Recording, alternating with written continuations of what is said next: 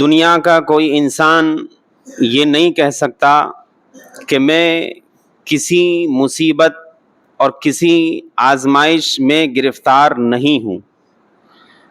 کوئی انسان دنیا میں چاہے وہ ایمان والا ہو یا غیر ایمان والا، چاہے وہ امیر ہو یا غریب، کوئی اس چیز کا دعویٰ نہیں کر سکتا کہ میری زندگی میں کوئی مسئلہ نہیں ہے، میرے ساتھ کسی طرح کی کوئی پریشانی، کسی مصیبت کا مجھے سامنا نہیں ہے۔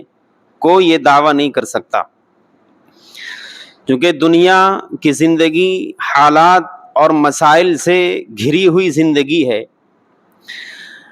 ان حالات میں، ان مسائل، ان مصیبتوں اور آزمائشوں میں ایک طبقہ وہ ہے جو بہت جلد مایوسی کا شکار ہو جاتا ہے، ایک دم اپنی زندگی سے نا امید ہو جاتا ہے، اور بسا اوقات وہ اس نا امیدی اور اس مایوسی کی وجہ سے ایسا کوئی قدم اٹھا لیتا ہے جس سے اس کی جان چلی جاتی ہے، مثلاً خودکشی کر بیٹھتا ہے۔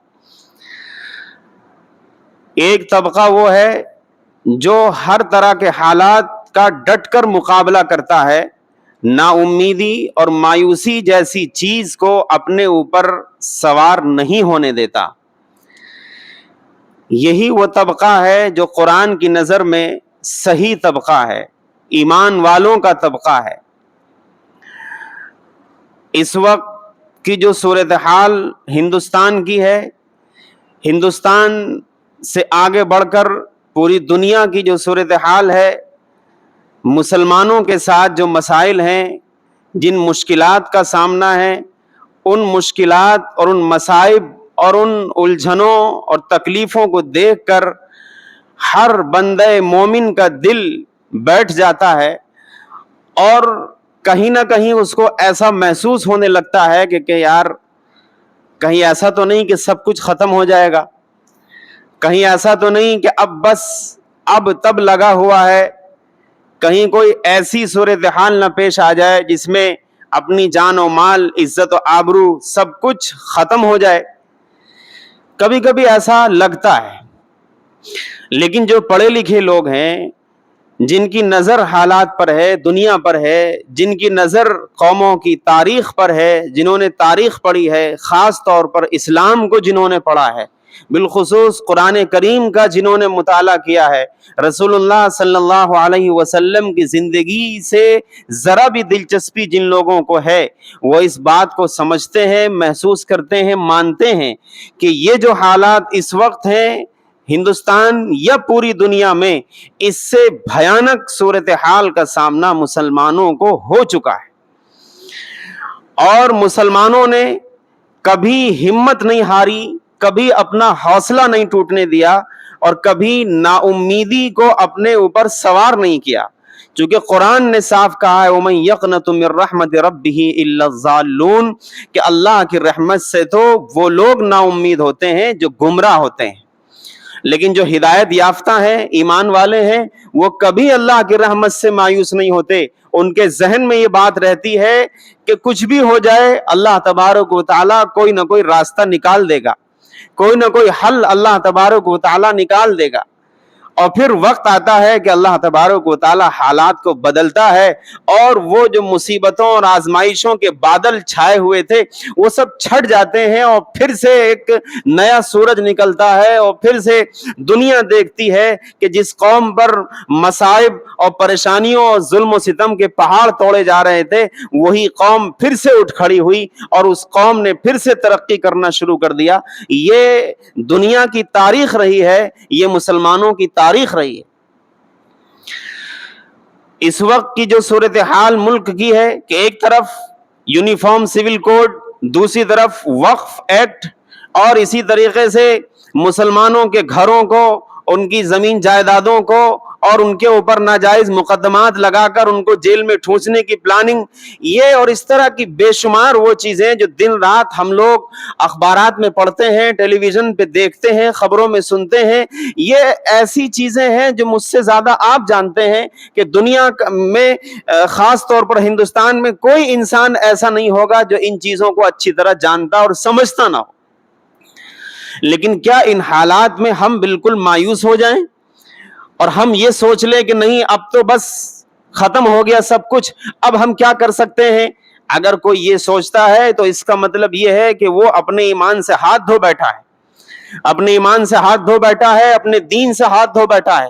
مسلمان ہو کر کے اور کسی کے اوپر نا امیدی چھا جائے, کسی کے اوپر مایوسی کے بادل چھا جائیں, یہ اسلام اور ایمان کے بالکل خلاف. قرآن تو کہتا ہے یا عبادی الذین اسرفوا علی انفسہم لا تقنطوا من رحمت اللہ, اے میرے وہ بندو جنہوں نے گناہ کر کر کے, کوتاہیاں کر کر کے اپنی جانوں پر ظلم کر لیا ہے, اے میرے بندو اللہ کی رحمت سے مایوس نہ ہو, اللہ کی رحمت سے مایوس نہ ہو, وہ بہت بڑا ہے, بہت بڑا ہے.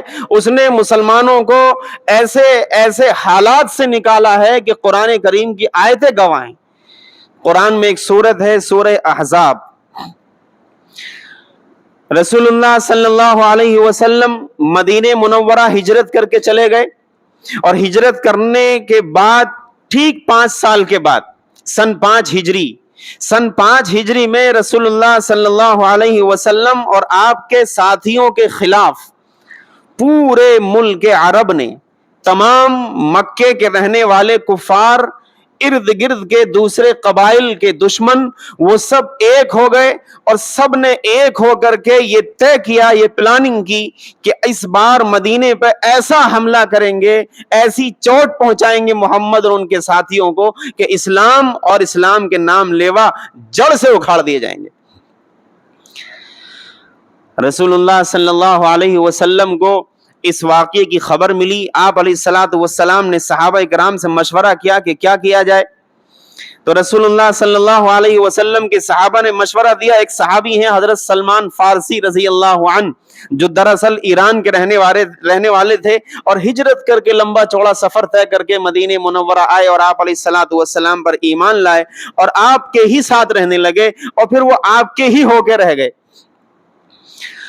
انہوں نے مشورہ دیا کہ اللہ کے رسول, ہمارے یہاں کا یہ رواج ہے جب کوئی دشمن ہم پر حملہ کرتا ہے تو ہم تو اپنے علاقے, اپنے شہر کے ارد گرد خندق کھود لیتے ہیں ایسی گہری کہ دشمن اس کو پار نہ کر سکے, اور ہم خندق کے اس طرف رہتے ہیں, اس طرح سے ہم اپنے آپ کو بچا لے جاتے ہیں.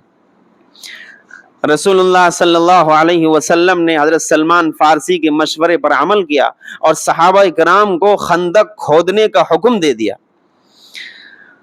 مدینہ منورہ کا وہ علاقہ جہاں سے دشمن کے آنے کا امکان تھا, اس پورے علاقے میں خندق کھودنے کا فیصلہ کر لیا گیا. اور ایسا نہیں تھا کہ صرف صحابہ سے کہہ دیا گیا ہو کہ تم کھود لو خندق, اور میں تو چونکہ نبی ہوں, بزرگ ہوں تمہارا, اور میں چپ چاپ بیٹھا ہوں, آرام سے جب کھد جائے تو بتا دینا, میں برکت کی دعا کرنے کے لیے آ جاؤں گا. ایسا نہیں تھا. رسول اللہ صلی اللہ علیہ وسلم بنفس نفیس شریک رہے, خندق کے کھودنے میں شریک رہے. جیسے صحابہ کرام نے خندق کھودنے میں حصہ لیا, آپ علیہ الصلوۃ والسلام نے بھی حصہ لیا, اور رسول اللہ صلی اللہ علیہ وسلم خندق کھودتے جاتے تھے, صحابہ کرام کھودتے جاتے تھے. اور صحابہ کرام کا بیان ہے کہ کبھی کبھی ایسا ہوتا تھا کہ خندق کھودنے میں کوئی زمین کا ایسا حصہ, چٹان آ جاتی تھی کہ جو ہم سے نہیں ٹوٹتی تھی, اور ہم جا کر رسول اللہ صلی اللہ علیہ وسلم سے کہا کرتے تھے کہ اللہ کے رسول, یہ چٹان ہے جو ہم سے نہیں ٹوٹتی, اس پہ کسی طرح کی کوئی کدال, کوئی کلہاڑی کام نہیں کرتی. آپ علیہ الصلوۃ والسلام آتے اور اپنے مبارک ہاتھوں سے اس چٹان پر کدال مارتے اور اس کو توڑ دیتے. خود شریک رہے, خندق خود کے تیار ہو گئی, اور رسول اللہ صلی اللہ علیہ وسلم اپنے تمام صحابہ کرام کو لے کر خندق کے اس پار تھے, اور دشمنوں کا پورا لشکر 10,000 کی تعداد, 10,000 اس زمانے میں ایک تو لوگ کم ہوا کرتے تھے, اور 10,000 کی تعداد کا مطلب بہت بڑی تعداد. دشمن نے آ کر پڑاؤ ڈالا خندق کے اس طرف, بیچ میں خندق ہے, ادھر مسلمان ہیں, بیچ میں خندق, ادھر غیروں کا لشکر ہے. اور اسی پر بس نہیں تھا, مدینہ منورہ کی جو آبادی تھی اس آبادی میں یہودیوں کے قبیلے تھے بڑے بڑے, بنو قریظہ, بنو قینقاع, اور بڑے بڑے قبیلے آباد تھے یہودیوں کے. رسول اللہ صلی اللہ علیہ وسلم کا ان یہودیوں سے یہ معاہدہ تھا کہ اگر باہر کا کوئی دشمن مدینے پر حملہ کرے گا تو تم ہمارے ساتھ مل کر جنگ لڑو گے اور دشمن سے شہر کی حفاظت کرو گے، اور اگر تمہارے اوپر کوئی باہری دشمن حملہ کرتا ہے تو ہم تمہاری حفاظت کریں گے۔ یہ باقاعدہ معاہدہ رسول اللہ صلی اللہ علیہ وسلم کا ان یہودیوں سے تھا۔ لیکن بہرحال وہ یہودی ہی کیا جو مکاری نہ کرے، ان یہودیوں نے تو نہ اپنے نبیوں کو چھوڑا، نہ موسیٰ کو چھوڑا، نہ عیسیٰ کو چھوڑا، نہ داؤد کو چھوڑا، نہ سلیمان کو چھوڑا، انہوں نے کسی کو نہیں چھوڑا، نہ زکریا کو چھوڑا، نہ یحییٰ کو چھوڑا۔ ان کی فطرت میں مکاری اور خباثت اور سخت دلی، ظلم و ستم کرنا ان کی گھٹیوں میں شامل ہے۔ رسول اللہ صلی اللہ علیہ وسلم کا معاہدہ تھا، آپ علیہ السلام مطمئن تھے کہ ادھر سے تو شہر محفوظ ہے، پیٹھ کی طرف سے کوئی حملہ نہیں ہوگا، آپ علیہ السلام مطمئن تھے۔ اور صورتحال یہ ہوئی کہ مدینہ منورہ میں ایک طبقہ مسلمانوں کا وہ بھی تھا جو صرف زبان سے لا الہ الا اللہ اور محمد الرسول اللہ کی گواہی دیا کرتا تھا، لیکن اندر اندر اسلام سے، مسلمانوں سے سخت ترین دشمنی رکھتا تھا۔ وہ تو بس ایک موقع کی تلاش میں تھا کہ بس کسی طرح سے کوئی دشمن باہری آ کر حملہ کرے اور ہم مسلمانوں سے غداری کر کے ان کی پیٹھ میں خنجر گھونپیں اور اس کے بعد ہم مزہ دیکھیں۔ یہ منافقین کا طبقہ یہ بھی بظاہر جنگ میں ساتھ تھا، رسول اللہ صلی اللہ علیہ وسلم کے ساتھ یہ ٹولہ بھی ساتھ میں تھا، جن کی بظاہر لمبی لمبی داڑیاں بھی تھیں، بڑی بڑی پگڑیاں بھی تھیں، اور لمبے لمبے کرتے اور جبے بھی یہ ظالم پہنے ہوئے تھے، آپ علیہ السلام کے ساتھ باقاعدہ جنگ میں شریک تھے۔ اور اس کے بعد صورتحال یہ ہوئی کہ جب دیکھا کہ حالات سختی اختیار کرتے جا رہے ہیں اور دشمن کا گھیرا تنگ ہوتا نظر آ رہا ہے، اور یہاں صورتحال یہ ہے کہ محاذ پر جمے رہنے میں کھانے پینے کے لالے پڑ رہے ہیں، پانی اور کھانا ایک دم ختم ہے، پریشانی بالکل سر چڑھ کے بول رہی ہے، اور بالکل نہ سونا ہے نہ آرام ہے، ہر وقت دشمن کے حملے کا خطرہ اور اس سے حفاظت کرنے میں اپنے آپ کو لگانا ہے۔ جب یہ صورتحال ان منافقوں نے دیکھی تو انہوں نے بہانہ آ کر رسول اللہ صلی اللہ علیہ وسلم سے کیا اور کہا کہ ان بیوتنا عورہ، ہمارے گھر ایک دم محفوظ نہیں ہیں، بیوی بچے ہیں اور چھوٹے چھوٹے بچے ہیں، گھر میں عورتیں ہیں، اگر ہم اندر سے یہودیوں نے اگر کسی طرح کا کوئی حملہ کر دیا، کوئی بات ہو گئی تو پھر ہم کیا کریں گے۔ یہ حضرات منافقین ساتھ چھوڑ کے چلے گئے۔ کتنا بڑا جھٹکا لگا ہوگا رسول اللہ صلی اللہ علیہ وسلم کو اور مسلمانوں کو۔ اور اس سے بھی آگے بڑھ کر مشرکین مکہ اور جو اطراف کے قبائل کے لوگ جنگ کرنے کے لیے آئے تھے، انہوں نے سازشیں کر کے مدینہ منورہ میں جو یہودی آباد تھے، جن سے رسول اللہ صلی اللہ علیہ وسلم کو معاہدہ تھا، ان کو بھی انہوں نے اپنے ساتھ ملا لیا اور یہودیوں نے غداری کر دی۔ اب جو صورتحال تھی بڑی بھیانک تھی کہ اب اگر مسلمان پیچھے جاتے ہیں تو پیچھے یہودی جو دشمن ہو چکے، منافقین جو ساتھ چھوڑ کے چلے گئے، یعنی پیچھے سے بھی محفوظ نہیں ہیں، اور آگے بڑھتے ہیں سامنے تو کفار مکہ اور اتحادی قبائل کا ایسا لشکر، ایک بڑی فوج تیار کھڑی ہوئی ہے کہ مسلمان تھے کہ بالکل پس گئے بیچ میں، دونوں طرف سے ایسی صورتحال کہ نہ ادھر جا سکتے نہ ادھر جا سکتے، ایسی پریشانی کا ماحول۔ قرآن کہتا ہے وَتَظُنُّونَ بِاللَّهِ الظُّنُونَ اذا بلغت قلوب الحناجر وَتَظُنُّونَ بِاللَّهِ الظُّنُونَ، کہ بالکل آنکھیں پتھرا گئیں، آنکھوں کے آگے اندھیری چھا گئی کہ اب کیا ہوگا۔ وَتَظُنُّونَ بِاللَّهِ الظُّنُونَ، اور لوگ طرح طرح کے گمان کرنے لگے کہ اب کیا ہوگا، اب تو بچنا ناممکن ہے، اب تو پیس دیے جائیں گے، کچل دیے جائیں گے، اور نہ کھانے کے لیے کچھ نہ پینے کے لیے کچھ۔ صورتحال یہ تھی کہ پیٹ سے محمد الرسول اللہ صلی اللہ علیہ وسلم کے، صحابہ اکرام کے پیٹ سے پتھر بندھے ہوئے ہیں، نمازیں قضا ہو گئیں، ایسی صورتحال کا سامنا۔ لیکن قرآن کہتا ہے یا ایھا النبی اتق اللہ، اے نبی اللہ سے ڈرتے رہیے، اللہ سے ڈرتے رہیے۔ ولا تطع الکافرین والمنافقین، کافروں کی منافقین کی باتوں میں نہ آئیے۔ ان اللہ کان علیما حکیما، اللہ سب ٹھیک کر دے گا، سب ٹھیک کر دے گا۔ وتوکل علی اللہ، اسی پہ بھروسہ رکھیے، اللہ پہ بھروسہ رکھیے۔ ان اللہ کان علیما خبیرا، اللہ تبارک و تعالی بخوبی واقف ہے، جو صورتحال ہے اس سے اچھی طریقے سے اللہ تبارک و تعالی واقف ہے، سب دیکھ رہا ہے، سب دیکھ رہا ہے، सब सही कर देगा, नाउम्मीदी अपने ऊपर ना आने दीजिए। और उसके बाद दुनिया जानती है कि अल्लाह तबारक व तआला की तरफ से ऐसा इंतजाम हुआ और ऐसा रौब दुश्मनों के दिलों में अल्लाह की तरफ से डाला गया कि कुफ्फार मक्का और इत्तेहादी कबाइल के ऊपर ऐसा तूफान और ऐसी ठंडी हवाएं अल्लाह तबारक व तआला ने अजाब की शक्ल में भेजी कि इनको अपनी जगह छोड़ने पर मजबूर कर दिया और ये यहां से भाग खड़े होने पर मजबूर हो गए। तो ऐसे हालात मुसलमानों ने देखे हैं। ये कोई नए हालात नहीं है जो इस वक्त मुल्क में है या इस वक्त फिलिस्तीन में है। मैं साफ साफ कहूं, इस वक्त जो गज्जा में सूरत हाल है, ये कोई नई सूरत हाल नहीं। इससे हरगिज मायूस नहीं होना है। ये जो लबनान में सूरत हाल है, ये कोई नई बात नहीं है, इससे कभी मायूस नहीं होना है। हम लोगों की सूरत हाल मुसलमानों की यही है कि जहां चार लोग बैठते हैं, एकदम नाउम्मीदी सी, एकदम बिल्कुल कुफरिया बातें और ऐसे जुमले जबान से निकालने लगते हैं कि अरे भाई अब क्या कर सकते हैं। नहीं, आप कुछ मत करिए, लेकिन अपने दिमाग पर हालात को सवार ना करिए। आप कुछ ना करिए, आप अपने ऊपर नाउम्मीदी को सवार मत करिए, आप अपने हौसले को ना तोड़िए, हिम्मत को ना तोड़िए, जुर्रत के साथ, हिम्मत के साथ खड़े रहिए। जो जिस पोजीशन में है वो डटा रहे, वो खड़ा रहे, जमा रहे, डटा रहे, हिम्मत और हौसला ना टूटने दे। इंशाअल्लाह हालात बदलेंगे, हालात बदलेंगे। और दुनिया ने देखा कि अभी जिस शहीद और जिस कायद की शहादत हुई है, यहया सिनवार, मशहूर कायद थे, हमास के बड़े रहनुमा थे, और दुनिया ने देखा कि बेसरो सामानी के आलम में एक छोटा सा खित्ता, बिल्कुल लखनऊ से भी छोटा, एक छोटा सा खित्ता जो गज्जा का इलाका है, वो पूरे 1 साल से जंग की लपेट में है। हजारों टन बारूद उस पर गिरा दिया गया और 70% से जायद मकानात और बिल्डिंगें मलबे में तब्दील हो गई।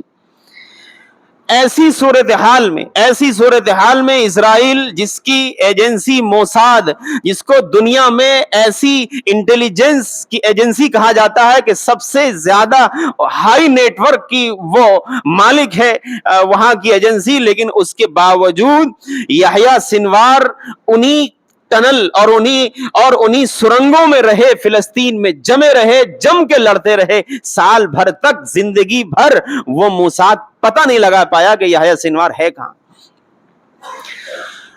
तो जंग तो हौसलों से लड़ी जाती है, हालात का मुकाबला हिम्मत से किया जाता है, बेसब्री से नहीं किया जाता, डर और खौफ से नहीं किया जाता। अगर आप डर गए तो फिर खत्म हो गई बात।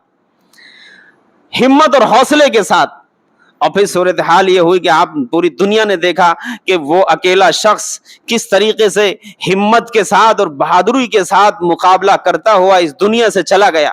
एक सोफे पे बैठकर, कुछ नहीं हाथ में आया, हाथ उसका बिल्कुल जख्मी, पैर में गोली लगी, जिस्म पूरा छलनी, और उसके बाद थक हार के एक जगह बैठ गया और इजरायली ड्रोन को कैसे वो एक छड़ी उठाकर हाथ में उस छड़ी से मार रहा है। ऐसी हिम्मत और ऐसा हौसला ये पैदा करने की जरूरत है।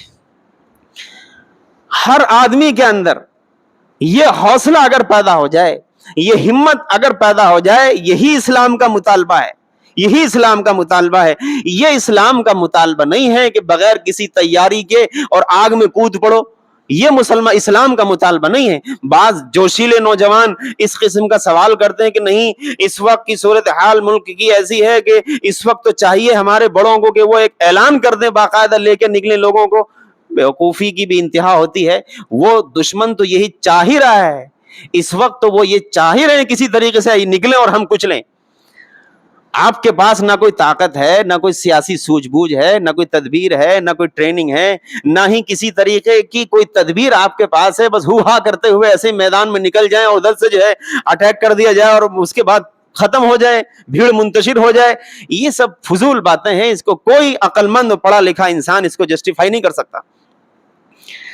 मैदान में आने से पहले ट्रेनिंग ली जाती है, मंसूबे बनाए जाते हैं, तदबीरें इख्तियार की जाती हैं, तैयारियां की जाती हैं। हर तरह से आदमी अपने आप को लेस करता है, अपनी ईमानी ताकत को मजबूत रखता है, अपने हौसलों को मजबूत रखता है। दुनियावी तौर पर जितना हो सकता हो, ये जरूरी नहीं है कि कोई बहुत बड़ा इसके लिए वो किया जाए, ये जरूरी नहीं है, मैं इशारतन कह रहा हूं, लेकिन कम से कम अपने तौर पर आदमी तैयारी तो करे और तैयारी करके मैदान में निकले। रसूलुल्लाह सल्लल्लाहु अलैहि वसल्लम अगर चाहते, अल्लाह की कसम अगर चाहते तो अपनी दुआओं से पूरी दुनिया को बदल सकते थे, लेकिन ऐसा नहीं किया। ग़ज़वे बद्र का मौका आया, आप अलैहिस्सलातु वस्सलाम सहाबा किराम को लेकर मैदान जंग में निकले और जिन हजरात के पास हथियार था उनके पास रहने दिया, जिनके पास नहीं था उनको खजूर की टहनियां थमा दी कि मुकाबला करने के लिए हाथ में कुछ रहे। खंदक खोदने की बारी आई, आप अलैहिस्सलातु वस्सलाम ने तैयारी की, तो बगैर तैयारी के कुछ नहीं होता है। जब तक आदमी तैयारी ना करे और अपनी ट्रेनिंग न ले और अपने आप को मुकाबले के लिए तैयार ना करे और बगैर तैयारी के मैदान में कूद पड़े, तो फिर हलाकत के सिवा कुछ नहीं, हलाकत के सिवा फिर कुछ नहीं। इसलिए इल्मी मैदान में अपने आप को मजबूत करने की जरूरत है, माली एतबार से बिजनेस के मैदान में अपने आप को मजबूत करने की जरूरत है, इसी तरह सियासी मैदान में अपने आप को मजबूत करने की जरूरत है। अपने आप की जो सफों में इंतिशार, जो इख्तिलाफात हैं, सूरत हाल ये है कि एक बाप के 5 बेटे, पांचों अलग अलग, एक घर में 5 अफराद, 5 से पूछो किसको वोट दोगे, पांचों की पसंद अलग अलग, और बातें कर रहे हैं बड़ी लंबी लंबी कि हम ये कर देंगे, हम वो कर देंगे। अभी तो आप ये नहीं कर पाए कि अपने घर में 5 को इकट्ठा करके कहीं 5 जगह एक इत्तेहाद के साथ वोटिंग करा देते, ये तो हैसियत है नहीं, और कूदते फिर रहे हैं कि हम ये कर देंगे, हम वो कर देंगे। तो ये सब जोशीली बातों से कभी हालात को नहीं बदला गया, कभी नहीं। अल्लामा सैयद सुलेमान नदवी रहमतुल्लाह अलैह ने एक जगह लिखा है कि मुसलमानों की सूरत हाल तो ये है कि आंधी की तरह आते हैं और तूफान की तरह भाग जाते हैं। बहुत जल्दी जोश में आगे बस एकदम से कूदे और फिर एकदम बिजली की तरह पीछे भाग गए, कि इससे कुछ नहीं होता है। इसलिए जरूरत इस चीज की है कि इन हालात में हमें मायूस नहीं होना है। ये जो हालात हैं ये कुछ भी नहीं है, तारीख जिन लोगों ने पढ़ी है वो अच्छी तरह जानते हैं ये कुछ भी नहीं है। ये जो सूरत हाल दुनिया में है वो कुछ भी नहीं है। ये तो अल्लाह तबारक व तआला की तरफ से एक ऐसा इंतजाम हो गया कि इसमें पोल खोल दी गई, इसमें लियमीज़ल्लाहुल खबीस मिनत तय्यब, ये कुरान के अल्फाज हैं कि अल्लाह तबारक व तआला हालात को इसलिए भी लाता है ताकि उसमें अपने और पराये की, खरे और खोटे की, सही और गलत की, झूठे और सच्चे की पहचान हो जाए। और पहचान होके सामने आ गई कि बिल्कुल इस वक्त जो आलम इस्लाम और दुनिया में इस्लाम के नाम पर जो हुकूमतें बनी हुई हैं उन सब का निफाक खुल के सामने आ गया, खुल के वो एकदम एक्सपोज हो गए। और सूरत हाल ये हुई कि जिस वक्त एक कायद की शहादत हुई थी इस्माइल हनिया की, उस वक्त भी सऊदी में जश्न मनाया गया था, और जिस वक्त याह्या सिनवार की शहादत हुई उस वक्त भी इन जालिमों ने, इन बदबख्तों ने जश्न मनाया और इनके अखबारों ने ये लिखा कि आज एक दहशतगर्द और मार दिया गया। खुल के सामने आ गए, साफ पता लग गया कि इन सऊदियों की और इमारात के लोगों की जो तरबियत हुई है वो यहूदी माओं की गोद में तरबियत हुई है। ये दुनिया ने देख लिया, इनका निफाक खुल के सामने आ गया। अब तक ये एक तरीके से ये एक बात थी लोगों के जहन में कि नहीं इनको कुछ ना कहो, ये फला जगह के रहने वाले हैं और ये तो सऊदी के हैं, ये तो मुसलमान हैं, ये तो लंबी इनके दाढ़ी भी है, इनके पगड़ी भी है, नहीं इनको कुछ ना कहना। एकदम खुल के सामने आ गए ये मुनाफिक, बिल्कुल नंगे हो गए और दुनिया ने देख लिया कि इनका नंगापन, और मुसलमानों और इस्लाम के मानने वालों और मुजाहिदीन पर जो जुल्म और सितम इजराइल कर रहा है और उसके हमनवा और अमेरिका जो अमन और अमान का ठेकेदार अपने आप को कहलाता है, वो जो जुल्म सितम उन बच्चों पर, उन मासूमों पर ढा रहा है, उन इस सूरत हाल को देखते हुए भी इन सऊदी मुनाफिकों, इन मुजरिमों के बिल्कुल कान पे जू नहीं रेंग रही। और सूरत हाल ये है कि पूरे के पूरा खित्ता, पूरा गल्फ, एकदम पूरा इमारात सब बिल्कुल यहूदियों के साथ इंटरनल ताल्लुकात बनाए हुए हैं, और उसके अखबारों में बाकायदा मज़ामीन लिखे जा रहे हैं। और अजीब बात है कि एक तरफ ये है, दूसरी तरफ हरम का इमाम खड़े होकर के दुआ करता है, अल्लाह फिलिस्तीन की मदद फरमा। जालिम, ये कौन सी दुआ है तेरी कि तू अपने आप को उन जालिम हुक्मरानों के खिलाफ क्यों नहीं बोलता, क्यों आवाज नहीं उठाता, और क्यों जबान तेरी लड़खड़ा जाती है, सरकारी मौलवी की जबान क्यों लड़खड़ाती है अपनी हुकूमत और अपने उन जालिम हुक्मरानों के खिलाफ बोलते हुए, क्योंकि वो जानता है कि इस तरह से दुआ कौन सी कबूल होती है। وہ اچھی طرح جانتا ہے، اس کو صرف ریال سے مطلب ہے، اس کو صرف اپنی تنخواہ سے مطلب ہے. وہ کیوں کسی مظلوم کا ساتھ دینے کے لیے، کسی مظلوم کی حمایت کے لیے کیوں ظالم اور ظالم کا ساتھ دینے والوں سے وہ کیوں سوال کرے گا؟ اس کی نوکری خطرے میں پڑ جائے گی. جو بھی اہل ایمان ہے، جو بھی مضبوط عقیدے والے اہل ایمان اہل علم ہیں، جنہوں نے بھی بولا ان سب کو اٹھا کے جیل میں ڈال دیا گیا. یہ صورتحال تو سعودی عربیہ کی ہے، جو رسول اللہ صلی اللہ علیہ وسلم نے کتنی محنتوں سے، کتنی مشقتوں سے صحابہ کرام نے اس پورے خطے کو سینچا تھا، اور صحابہ کرام نے رسول اللہ صلی اللہ علیہ وسلم نے اپنے پیٹ سے پتھر باندھ کر اس قوم کو تیار کیا تھا. آج وہ قوم ہے جو یہودیوں کی گود میں جا کر بیٹھ گئی ہے. وہ دن دور نہیں کہ اگر زندگی رہی تو انشاءاللہ ہم بھی دیکھیں گے، آپ بھی دیکھیں گے کہ یہی اسرائیل اور امریکہ، یہی ہوگا وہ جو سعودی پہ بھی حملہ کرے گا. دیکھ لیجئے گا پورا گلف اس کی چپیٹ میں آئے گا، پورا امارات اس کی چپیٹ میں آئے گا. اور جو آج ان مظلوموں کو تنہا چھوڑ کر بلوں میں چھپے بیٹھے ہیں، اور جو اسرائیلیوں سے اندر تعلقات بنائے ہوئے ہیں، دنیا دیکھے گی انشاءاللہ. زندگی رہی تو ہم بھی دیکھیں گے کہ اللہ تبارک و تعالی وہ دن دکھائے گا کہ ان ظالموں کی حکومتیں گریں گی اور ختم ہوں گی، اور انشاءاللہ وقت آئے گا کہ پھر سے اسلام بلند ہوگا. چونکہ اسلام کی فطرت میں قدرت نے لچک دی ہے، جتنا اس کو دباؤ گے اتنا ہی یہ ابھرے گا. یہ اسلام کی فطرت ہے. بس ہمیں ہمت کے ساتھ، حوصلے کے ساتھ حالات کا مقابلہ کرتے رہنا ہے. اور ایک چیز میں خاص طور پر عرض کروں کہ ہم لوگوں کی صورتحال بھی کوئی اچھی نہیں ہے. ذرا سا بس وقتی طور پر کوئی بات ذہن میں آتی ہے، کہہ دی جاتی ہے، سن لی جاتی ہے، ادھر سنا ادھر نکال دیا، اس کے بعد چلے گئے. ہم لوگ کچھ نہیں کر سکتے ہیں. اتنا تو کر ہی سکتے ہیں کہ دعاؤں میں ان مظلوموں کو، ان معصوموں کو دعاؤں میں یاد رکھیں. اتنا تو کر ہی سکتے ہیں. 24 گھنٹے میں سے کم از کم اتنا وقت تو نکال لیں کہ 10-5 منٹ کسی تنہائی میں کونے میں بیٹھ کے اللہ سے مانگ لیں ان مظلوموں کے لیے، ان معصوموں کے لیے. جو صورتحال دیکھنے میں آتی ہے، ایک چھوٹے سے بچے ایک دم معصوم، ان کے چہرے دیکھ کر لگتا ہے کہ ارے کیا دنیا میں کوئی اتنا بھی ظلم کرے گا؟ کیا دنیا کا کوئی حکمراں اتنا بڑا ظالم ہو جائے گا کہ ایک معصوم کو بالکل دودھ نہیں پینے دے گا، ایک معصوم کو سونے نہیں دے گا؟ اتنا بھی کوئی ظلم کرے گا؟ ایسی صورتحال ویڈیوز میں دیکھنے کو ملتی ہے کہ دل کانپ جاتا ہے. تو ان حالات کو دیکھتے ہوئے اتنی تو ذمہ داری بنتی ہی ہے کہ کم از کم صدقے کے ذریعے اللہ سے مدد مانگے، دعاؤں کے ذریعے اللہ سے مدد مانگے، اپنے طور پر کم از کم اپنی زبان سے ظالموں کے خلاف نفرت کا اظہار کریں. کم از کم اتنا تو کر ہی سکتے ہیں. ایک طبقہ مسلمانوں میں ایسا ہے ظالم، وہ کہتا ہے کہ نہیں، کیا ضرورت تھی جنگ کرنے کی، کیوں اپنے آپ کو ہلاکت میں ڈال دیا؟ میں ان سے پوچھتا ہوں کہ تمہارے گھر میں کوئی آ کے حملہ کرے تم کیا کرو گے؟ تمہارے گھر میں آ کے کوئی آدمی اگر ماں بہنوں کی عزت لوٹنے لگے اور تمہارے بچوں کو گولیوں سے بھوننے لگے، تم بتاؤ کیا کرو گے؟ تم طاقت کا انتظار کرو گے یا اس ظالم کا مقابلہ کرو گے؟ بالکل یہی کیا ہے. اور ایسا نہیں ہے کہ وہ اللہ کے بندے کو مایوس نہیں ہے. الحمدللہ پوری ہمت اور حوصلے کے ساتھ میدان جنگ میں ڈٹے ہوئے ہیں. ایک لفظ بھی ان کی زبان پر شکوے کا نہیں آتا. ہنستے کھیلتے مسکراتے وہ جام شہادت نوش کرتے ہوئے دنیا کو یہ پیغام دے کے جا رہے ہیں، گویا 56-57 اسلامی ممالک کے نام پر تھوک کر دنیا سے جا رہے ہیں کہ دیکھو تمہارے ہوتے ہوئے ہماری یہ صورتحال ہوئی، اللہ کے دربار میں ہم گریبان پکڑیں گے. قرآن کہتا ہے وَلَا تَحْسَبَنَّ اللَّهَ غَافِلًا عَمَّا يَعْمَلُ الظَّالِمُونَ إِنَّمَا يُؤَخِّرُهُمْ لِيَوْمٍ تَشْخَصُ فِيهِ الْقُلُوبُ وَالْأَبْصَارُ. کہ جو ظالم کر رہے ہیں ان ظالموں کی کارکردگیوں سے اللہ کو غافل نہ سمجھو. اللہ تبارک و تعالی ہر ایک کی کارکردگی پر پوری نظر رکھے ہوئے ہے. وقت آئے گا انشاءاللہ تبارک و تعالی سب سے بدلہ لے گا. اللہ تبارک و تعالی وہ دن ہم سب کو دکھائے.